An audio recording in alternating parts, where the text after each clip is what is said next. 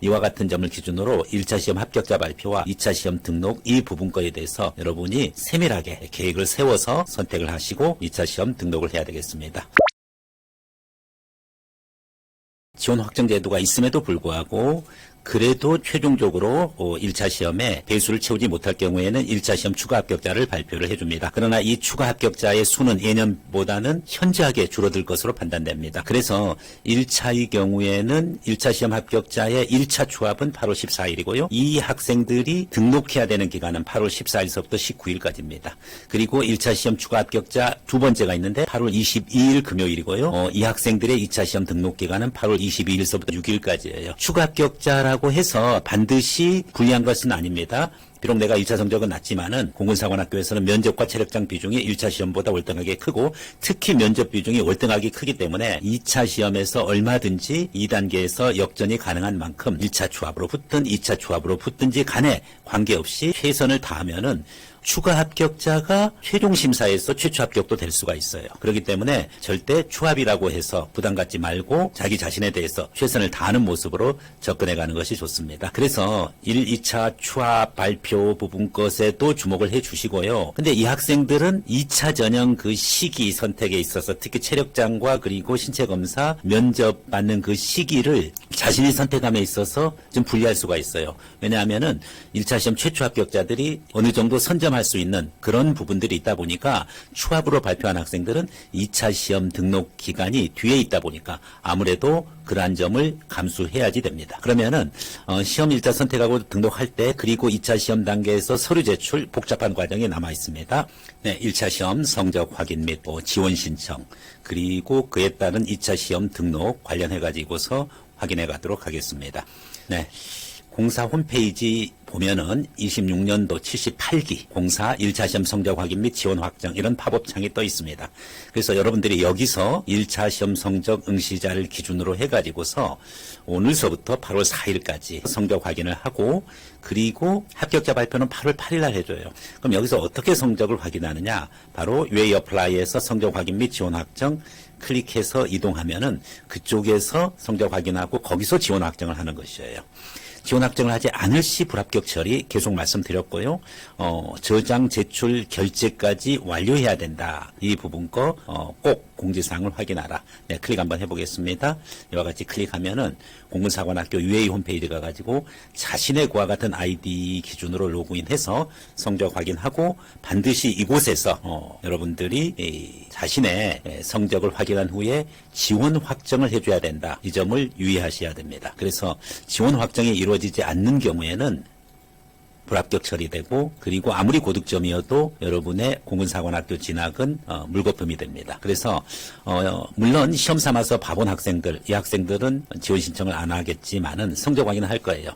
그런데 적극적으로 여러분들이 지원 신청을 해서 공군사관학교에 자신의 목표를 실현해 가길 바라겠습니다. 네, 그럼 구체적으로 공군사관학교에서 어떤 방식으로 안내를 하고 있는지 확인해 가도록 하겠습니다. 바로 이 기준이죠. 26학년도 78기 1차 시험 성적 확인 및 지원 확정 이의제기 안내 평가관리실에서 1차 시험 응시자를 대상으로 해가지고서 1차 성적 확인 그리고 1단계 합격자 8월 8일 방법에 대해서 구체적으로 얘기를 해주고 있습니다.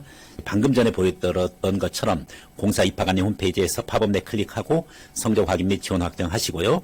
UA 어플라이에서 접속 주소 클릭해도 역시 같은 주소로 갑니다. 그리고 관련해 가지고서 지원 확정을 하지 않을 경우에는 불합격 처리된다는 내용 반드시 기간 내에 지원 확정을 해달라 하는 부분 거 있습니다. 그리고 1차 성적 시험 이의제기 특별한 케이스니까 참고로 해주시면 되겠습니다. 그래서 여러분들이 반드시 이번에 새로 생긴 이 제도 잘 이해를 하시고 1차 성적 확인하고 반드시 지원 확정을 해주시기 바라겠습니다. 다음으로 2차 시험 등록 안내를 좀 더 자세하게 말씀드리겠습니다. 1차 시험 합격자를 대상으로 해서 2차 시험 특히 등록을 하고 그 다음에 서류 제출 기간이 있습니다. 8월 8일서부터 8월 12일 이 기간인데 제출 방법은 인터넷 및 등기 우편으로 8월 12일 우체국 소인이 찍힌 그 서류까지만 제출 가능합니다.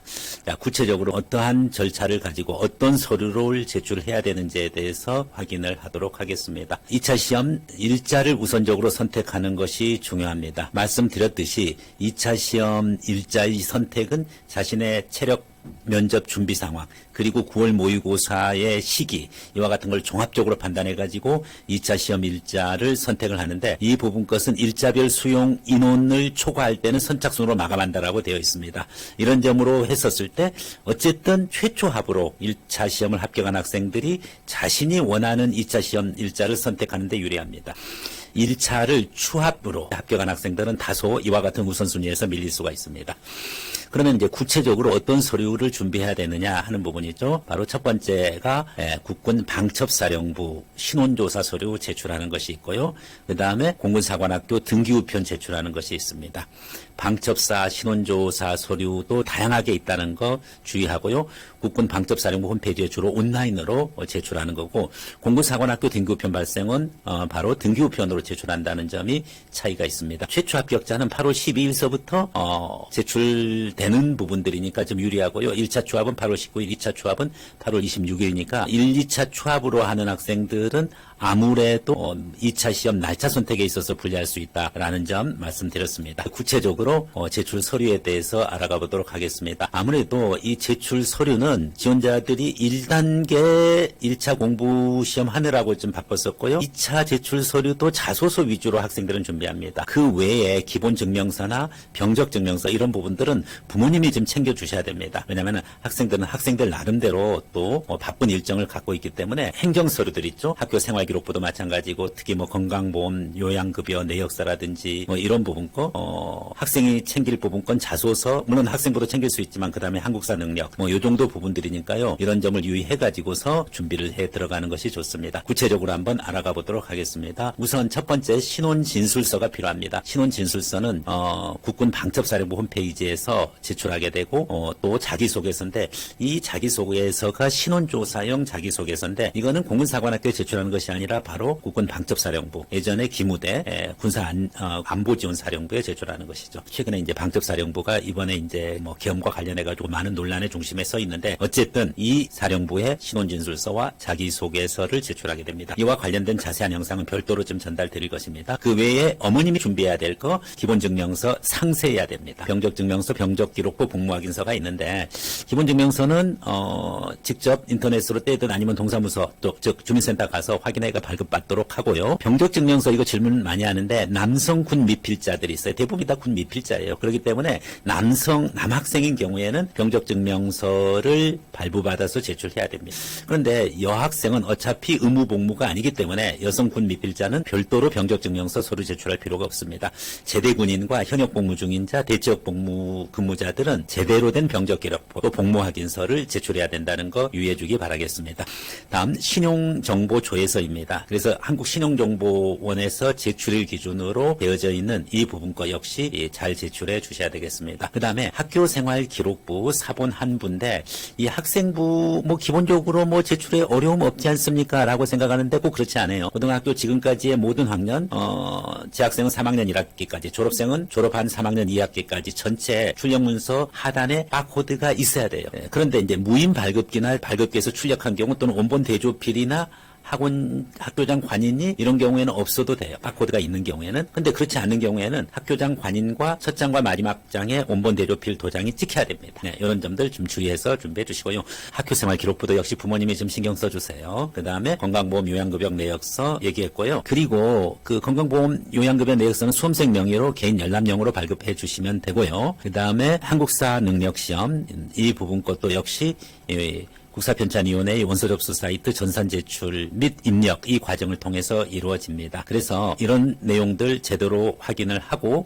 준비를 해야 되겠습니다. 무엇보다도 신경 쓰이는 것은 아무래도 신원조회용 자기소개서가 학생들이 신경 쓸 것입니다. 그래서 이건 국방부 표준자소서고, 국방부 표준자소서에 제출하는 그 항목은 주로 이제 4가지가 있는데, 개인의 이제 성장 환경이라든지, 또 초중고등학교, 특히 고등학교가 중심이 되겠죠. 여기에 성장 과정이라든지, 그리고 중요한 부분 거 있어요. 개인의 가치관이라든지 또 세계관, 그러면서 군인의식, 그 외에 자신의 좌우명 이런 부분, 그리고 무엇보다도 중요한 국가간 안보관, 이와 같은 내용들로 구성되어져 있고, 마지막 항목이 지원 동기라든지 자신의 미래 직업 군인으로서의 비전과 포부, 특히 미래 전투기 조종사로서 공군 장교로서 자신의 비전과 포부를 제대로 반영하는 그와 같은 자소서를 작성을 해야 되는데, 이 부분이 국가안보사령부, 즉 방첩사령부로 가는데 뭘 그렇게 신경 써야 되느냐 이렇게 말할 수 있는데, 방첩사령부에 가는 자소서더라도 핵심적인 내용이 거기에 나중에 면접에서 활용할 것이 다 담아져 있습니다. 그렇기 때문에 그 자소서는 단순한 방첩사령부 제출용으로만 생각하지 말고 내가 면접 준비를 한다, 이 생각을 가지고서 4개 항목입니다. 바로 성장 환경, 성장 과정,